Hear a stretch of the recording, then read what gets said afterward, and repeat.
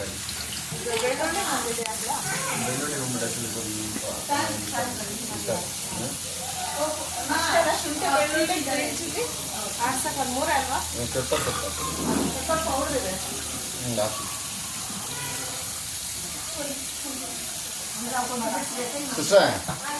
ದೊಡ್ಡ ಜಾರ್ ಇದ್ರೆ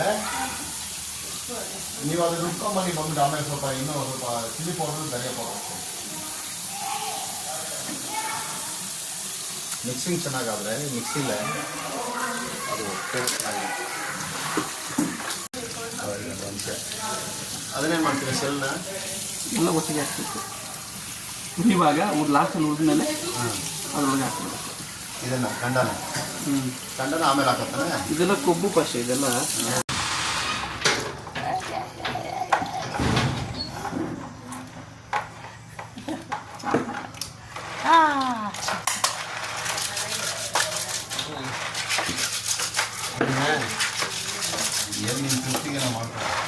ಚೆನ್ನಾಗಿ ಉಜ್ಬೇಕದ ಹಂಗೆ ಚೆನ್ನಾಗಿ ಉಜ್ಜೋದು ಬಂದ್ಬಿಟ್ಟು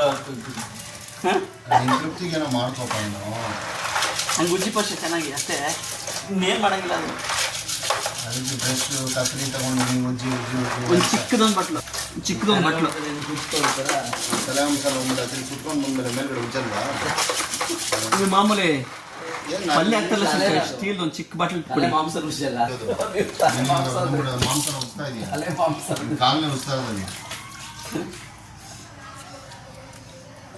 ಬಿಡಪ್ಪ ನೀನು ಸಕ್ಕಲಕ್ಕಾಗಲ್ಲಮ್ಮ ನೀನು ಮಾತಾಡಕ್ಕಾಗುತ್ತಾ ನಾವು 40 ಅಡಿ